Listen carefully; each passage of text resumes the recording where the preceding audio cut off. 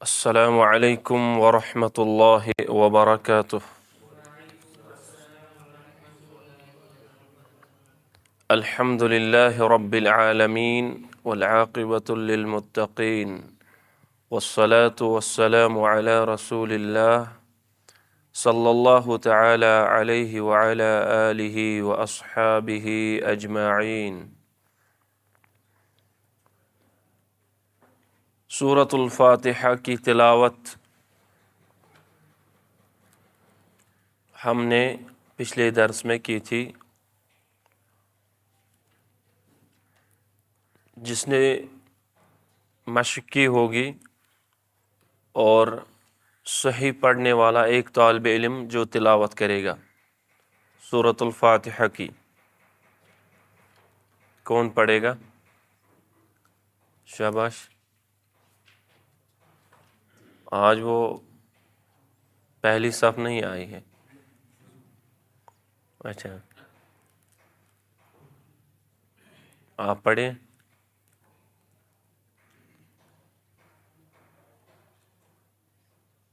شاباش۔ یہ جو تجوید کا سبجیکٹ ہے نا، اس میں آپ کو شرمانا نہیں ہے، کیونکہ اس سبجیکٹ میں آپ کو بھی پڑھنا ہے اور مجھے بھی پڑھانا ہے۔ لہذا آپ تیاری کر کے آیا کریں کہ ہمیں پڑھنا ہے، سنانا ہے۔ جب تک نہ آپ سنائیں گے تو تب تک نہیں پتہ چلے گا کہ غلطی کہاں پر ہو رہی ہے۔ ٹھیک ہے نا؟ تو آپ شروع کریں۔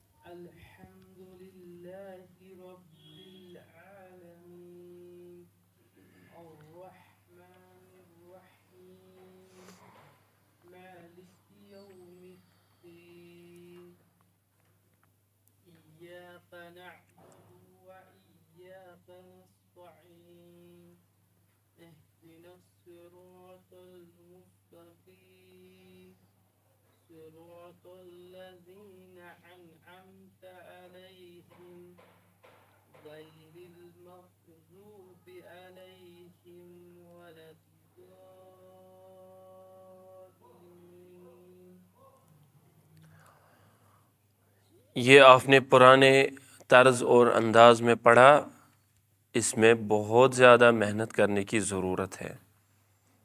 تو آج کے درس میں جو ہے وہ چیزیں ہم پڑھیں گے جن چیزوں کے ذریعے سے آپ کو پتہ چلے گا کہ کہاں کہاں پر ہمیں خیال رکھنا ہے کہ آپ قرآن تو پڑھ رہے ہیں، لگ رہا ہے کہ میں نے یہ حرف صحیح ادا کیا ہے، اب مجھے اس پر زیادہ محنت کرنے کی ضرورت نہیں ہے، لیکن پھر آگے کیا ہو جاتا ہے کہ اس حرف کے ادا کرنے میں آپ سستی کرتے ہیں، پھر پرانی یادیں واپس آ جاتی ہیں۔ جیسے آپ پہلے پڑھتے تھے وہ حرف ویسے ہی آپ پڑھنا شروع کر دیتے ہیں۔ تو اس لیے ہم آج سب سے پہلے پڑھیں گے علم تجوید۔ علم تجوید، تجوید کا لغوی معنی کیا ہے؟ لغوی معنی آپ سمجھتے ہیں نا، جو آپ ڈکشنری میں پائیں گے، اس کی میننگ کیا ہے؟ تو وہ ہے عمدہ کرنا، اچھا کرنا۔ عمدہ کرنا، اچھا کرنا، یعنی ہم تجوید کا موضوع ہے، تجوید موضوع ہے، تو تجوید میں جو حروف ہے ان کو عمدہ بنانا، پڑھنے میں عمدہ پڑھنا اور اچھا پڑھنا، صحیح پڑھنا۔ یہ جو عمدہ پڑھنا، صحیح پڑھنا، عمدہ بنانا، اچھا بنانا، خوبصورت آواز میں پڑھنا، اس کو ہم لغوی طور سے نام دیتے ہیں تجوید۔ کیا؟ تجوید۔ اب اصطلاحی تعریف آپ دیکھ لیجئے بک پہ۔ ہر حرف کو اس کے مخرج سے تمام صفات لازمہ و عارضہ کے ساتھ ادا کرنا۔ اس میں دو چیزیں آپ کو یاد رکھنی ہیں۔ نمبر ایک، مخرج کے ساتھ، جو حرف کا مخرج ہے وہی سے حرف کو ادا کیا جائے گا، تو یہ بہت ضروری ہے۔ حرف کا مخرج ایک جگہ ہے، اگر آپ اس حرف کو دوسری جگہ سے نکال رہے ہیں تب نقصان ہے، تب آپ حرف کو تبدیل کر سکتے ہیں یا اس کی حق ادائی نہیں ہو سکتی ہے۔ اسی طرح صفات ہے، صفات کے اعتبار سے بھی حرف کو صحیح پڑھنا ہے۔ اگر صفات حرف کی صفت یہ ہے کہ حرف کو باریک پڑھا جائے گا تو باریک ہی پڑھنا ہے، حرف کو پر پڑھا جائے گا، حرف کو پر پڑھنا ہے تو پر ہی پڑھنا ہے۔ اسی طرح کسی حرف پر آواز کو کھینچنا ہے تو وہاں پر آواز کھینچنی ہے۔ یہ صفات ہے۔ تو المہم کہ اصطلاحی تعریف جب ہم پڑھیں گے تجوید کے بارے میں تو دو چیزیں یاد رکھنی ہیں۔ ایک تو حرف کو اپنے مخرج کے ساتھ ادا کرنا ہے، پڑھنا ہے، اور دوسرا صفات کے ساتھ۔ دوسرا موضوع کیا ہے؟ حروف تہجی اور قرآنی کلمات ہیں۔ جو ہمارا ٹاپک ہے، موضوع ہے، وہ ہے حروف تہجی۔ کوئی بتا سکتا ہے حروف تہجی کتنے ہیں؟ 29 حروف ہیں۔ تو یہ ہمارا ٹاپک ہے، یہ ہمارا موضوع ہے، اس پر ہمیں محنت کرنے کی ضرورت ہے۔ یہ 29 حروف آپ مخرج کے اعتبار سے صحیح پڑھیں، صفات کے اعتبار سے صحیح پڑھیں تو انشاءاللہ المستعان آپ قرآن درست پڑھیں گے۔ اسی طرح کلمات جو ہے قرآن مجید میں ایک ایک کلمہ بہت مرتبہ آتا ہے، تو اگر آپ نے ایک جگہ کوئی کلمہ صحیح پڑھا تو آپ ہر جگہ اس کو انشاءاللہ صحیح پڑھیں گے۔ لیکن اگر آپ نے پہلی جگہ ہی اس کلمے کو غلط پڑھا یا کمزور پڑھا تو آپ ہر جگہ کمزور ہی دکھیں گے۔ جیسے ذالک ہے، کیا ہے؟ ذالک، یہ آپ عربی لینگویج جب آپ پڑھتے ہیں تو اس میں بھی آپ ذالک پڑھتے ہیں نا، لیکن یہ ذالک جو ہے یہ بہت ساری جگہوں پہ قرآن مجید میں آتا ہے۔ اگر آپ نے پہلے ہی اس کو درست پڑھا، صحیح پڑھا، تو آپ انشاءاللہ ہر جگہ درست پڑھیں گے، صحیح پڑھیں گے۔ ذالک کیا پڑھنا ہے؟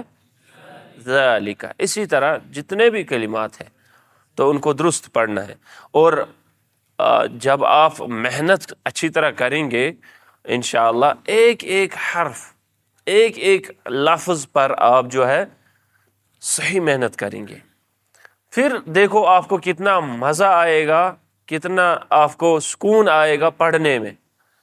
آپ اپنی جگہ ایک طریقہ بنائیں کہ میں آج سے قرآن مجید پڑھوں گا، انشاءاللہ درست پڑھوں گا، صحیح پڑھوں گا، چاہے آپ کو 2 دن 4 دن کیوں نہ تعوذ ہی پڑھنا پڑے گا۔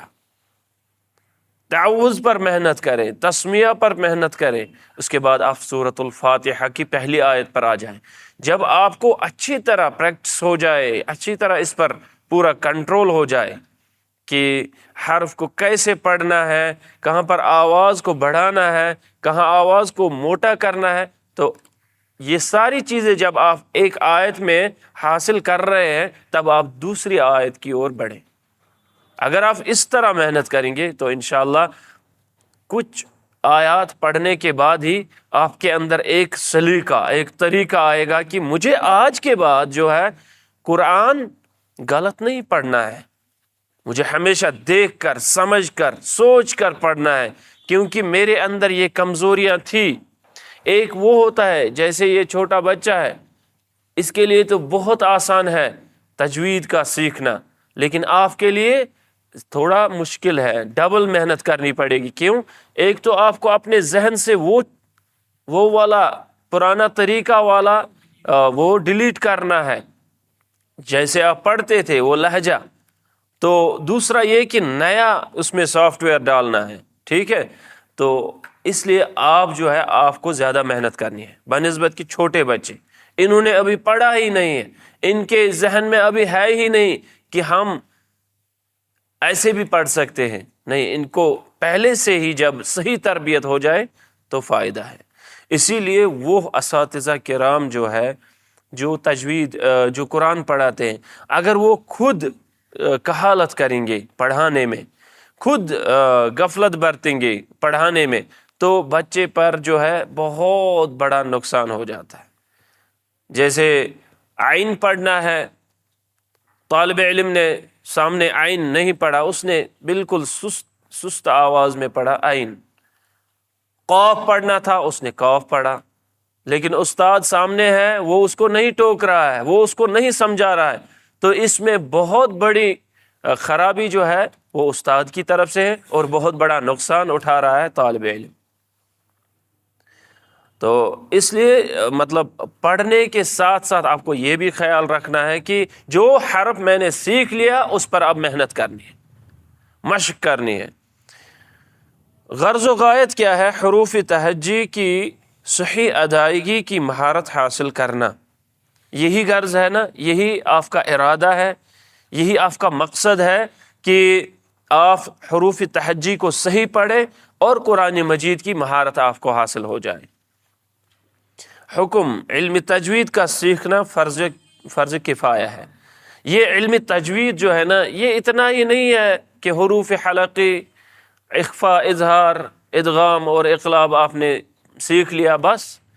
یہ ایک بہت بڑا موضوع ہے، ایک بہت بڑا علم ہے علم تجوید، تو وہ سارا سیکھنا جو ہے فرض کفایہ ہے۔ کیا ہے؟ فرض کفایہ، لیکن اس کے مطابق تلاوت کرنا فرض عین ہے۔ جو تجوید کے رولز ہے، اصول ہے، مخارج، صفات کے ساتھ، یہ فرض عین ہے۔ قرآن مجید کی تلاوت کرنا جو ہے تجوید کے ساتھ کیا ہے؟ فرض عین۔ فائدہ، رضا الہی اور دونوں جہانوں میں کامیابی حاصل کرنا۔ یہ تو آپ کو پہلے سے ہی معلوم ہے کہ قرآن مجید کا ایک حرف آپ پڑھیں گے، اس میں 10 نیکیاں، 10 اجر ملتے ہیں آپ کو۔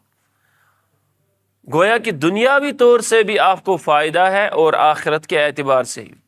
دنیاوی طور سے یہ کہ اللہ تبارک و تعالی اس قرآن مجید کے ذریعے سے بہت سارے لوگوں کو بلندیاں عطا کرتا ہے، عزت عطا کرتا ہے۔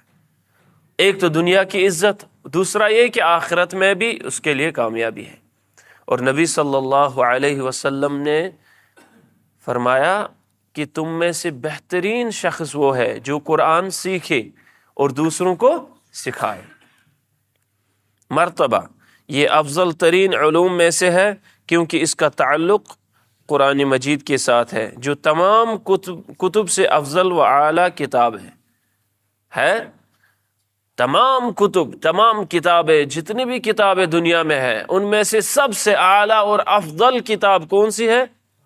قرآن مجید۔ اب جو اس قرآن مجید کا علم سیکھ رہا ہے، پڑھنے کا علم کہ کیسے قرآن پڑھنا ہے، وہ سب سے اعلیٰ اور افضل علم سیکھ رہا ہے کہ نہیں؟ تو اس لیے اس پر محنت ضروری کرنی ہے، کیونکہ یہ سب سے اعلیٰ سبجیکٹ ہے، سب سے افضل سبجیکٹ ہے۔ اس کے ساتھ ساتھ اب ارکان، یہ جو ارکان یہاں پر لکھے ہیں، ان پر آپ زیادہ دھیان رکھیں۔ علم تجوید کے 4 ارکان ہیں۔ کتنے؟ 4 ارکان ہیں۔ جب آپ علم تجوید سیکھیں گے تو آپ 4 چیزیں زیادہ یاد رکھیں۔ یہ 4 چیزیں بہت ضروری ہے۔ نمبر 1، حروف کے مخارج کا جاننا۔ حروف کے مخارج کا، تب تک آپ علم تجوید حاصل نہیں کر سکتے ہیں، یا قرآن مجید آپ درست نہیں پڑھ سکتے ہیں جب تک نہ آپ حروف کا مخارج جانیں۔ تمام حروف کا مخرج جاننا بہت ضروری ہے۔ کیوں؟ کیونکہ یہ ارکان میں سے ہے۔ اگر کوئی رکن چھوٹ جاتا ہے تو وہ عمل ہی نہیں رہ جاتی، اس عمل کے اندر نقص آ جاتا ہے، یعنی وہ کمپلیٹ عمل نہیں ہو جاتا ہے۔ جیسے آپ نماز کے بارے میں دیکھیں گے، کوئی رکن چھوٹ گیا تو رکعت چھوٹ گئی۔ اگر نماز کے اندر کوئی رکن چھوٹ جائے تو نماز کی رکعت ہی چھوٹ جاتی ہے۔ ایک رکعت میں ایک رکن چھوٹ گیا تو وہ رکعت شمار نہیں ہوگی۔ اسی طرح یہاں پر اگر مخرج ہی نہیں جانتا ہے کوئی انسان، آواز بہت اچھی ہے لیکن مخرج نہیں ہے، مخرج معلوم ہی نہیں ہے، اس کو عین کا مخرج نہیں ہے، حا کا مخرج نہیں ہے، ذال کا مخرج پتہ نہیں ہے، لیکن آواز بہت خوبصورت ہے، تو کیا چلے گا؟ وہ نہیں چلے گا۔ اس لیے پہلا رکن یاد رکھنا ہے کہ مخارج کا جاننا، مخارج کا جاننا۔ دوسرا رکن ہے حروف کی صفات کو پہچاننا۔ حروف کی صفات کو، آپ حرف پڑھ رہے ہیں، ابھی آپ کو پتہ نہیں ہے کیونکہ ابھی ہم نے صفات نہیں پڑھے۔ جب ہم صفات پڑھیں گے اس کے بعد، یا جب ہم مخارج پڑھیں گے اس کے بعد، آپ کے اندر ایک تبدیلی آنی چاہیے کہ ہاں یہاں پر یہ حرف ہے، اس کا یہ مخرج ہے، اس کی یہ صفت ہے، اس صفت کے علاوہ کوئی دوسری صفت میں اس کو کنورٹ نہیں کر سکتے ہم۔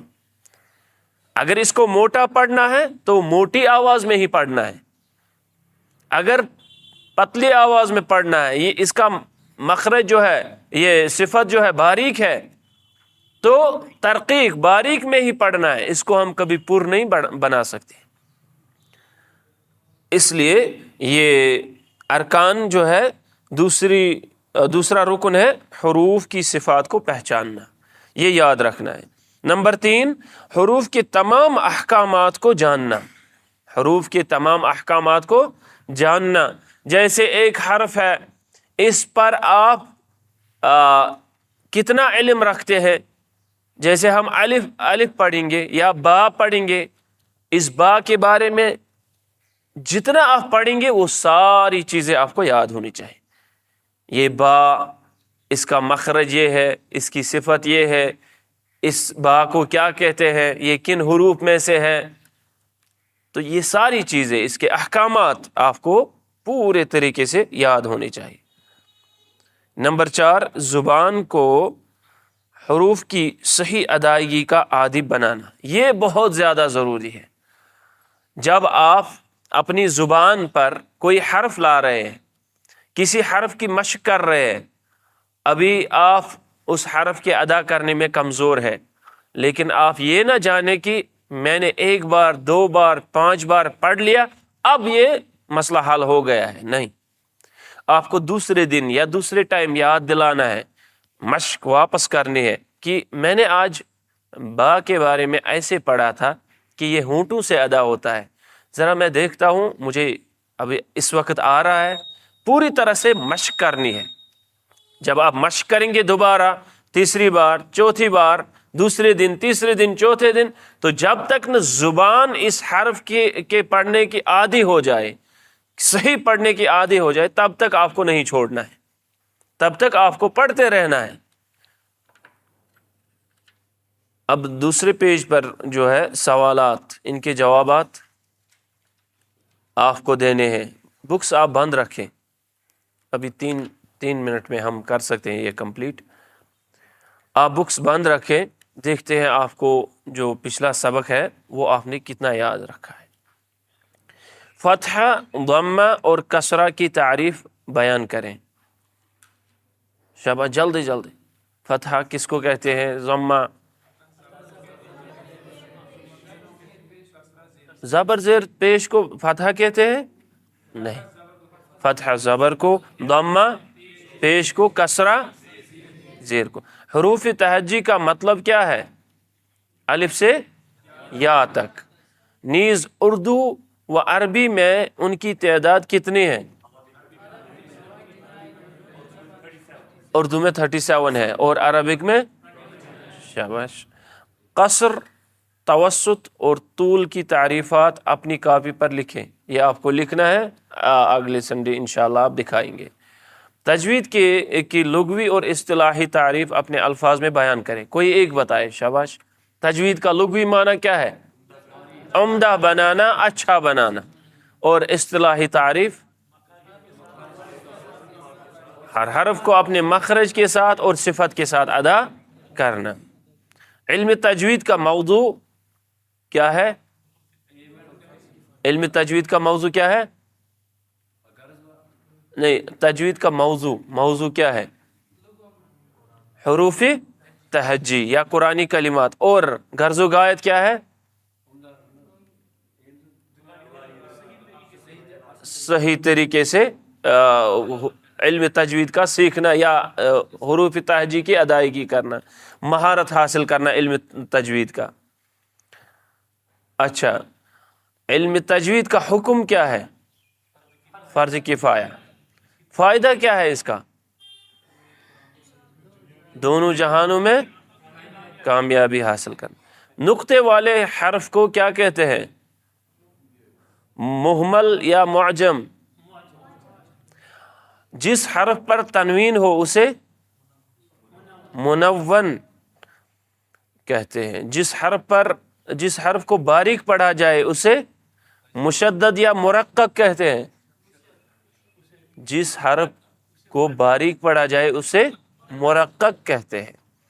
عربی میں ان تینوں کو ڈیش کہتے ہیں، حروف تہجی یا حرکات ثلاثہ. عربی میں ان تینوں کو حرکات ثلاثہ کہتے ہیں. کن کو؟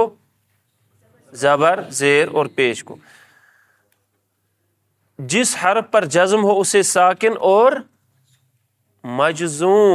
مجزوم کہتے ہیں. ہاں یا نا میں جواب. جس حرف کو موٹا پڑھا جائے اسے مفخم کہتے ہیں. صحیح. ہاں. دو حرکات ایک الف کے برابر کھینچ کر پڑھنے کو طول کہتے ہیں. شاباش. صحیح. جس حرف پر شد ہو اسے مشدد کہتے ہیں. یہاں لکھا ہے مخفف، تو یہ غلط ہے. جس حرف کے نیچے زیر ہو اسے مجزوم اور مضموم کہتے ہیں. کیا کہتے ہیں؟ مکسور اور مجرور. علم تجوید کے 3 ارکان ہیں. غلط. کتنے ہیں؟ 4 ہیں. سورۃ الفاتحہ کے ساتھ ساتھ ہم نے کوئی دوسری سورت پڑھی تھی نا، سورۃ الناس. ایک تو سورۃ الفاتحہ، دوسری سورۃ الناس. آپ ان 2 سورتوں کو ایک ہفتے پریکٹس کرو، ٹھیک ہے؟ انشاءاللہ میں آپ کو یہاں سے بتاؤں گا. پھر جو طالب علم محنت کرے گا وہ آگے بڑھے گا، کیونکہ میرے پڑھانے کا یہی طریقہ ہے کہ میں طالب علم کو کہتا ہوں، اس کے بعد وہ کتنی محنت کرے گا وہ ڈپینڈ کرتا ہے کہ اس کے پاس کتنا شوق ہے، ذوق ہے، اور وہ کتنا چاہت رکھتا ہے. اس لیے میں سب طالب علموں سے کہتا ہوں کہ آپ صورتیں یاد کریں. اتنا ہی نہیں، یہ کلاس جو ہے نا، ہم اس وقت یہ پڑھ رہے ہیں، بک پڑھ رہے ہیں. اس بک کو پڑھنے کے لیے ہمیں ٹائم ہی نہیں ملنا چاہے کہ آپ آئے سر ہم نے آج 2 صورتیں یاد کی، 3 صورتیں، کوئی 4 صورتیں میں سنوں گا. کیونکہ یہ سبجیکٹ جو ہے نا، مین مقصد اس کا یہی ہے کہ آپ قرآن یاد کریں اور یاد کرنے کے بعد یہاں آ کر سنائیں. ٹھیک ہے؟ سبحانک اللہم و بحمدک، اشہد ان لا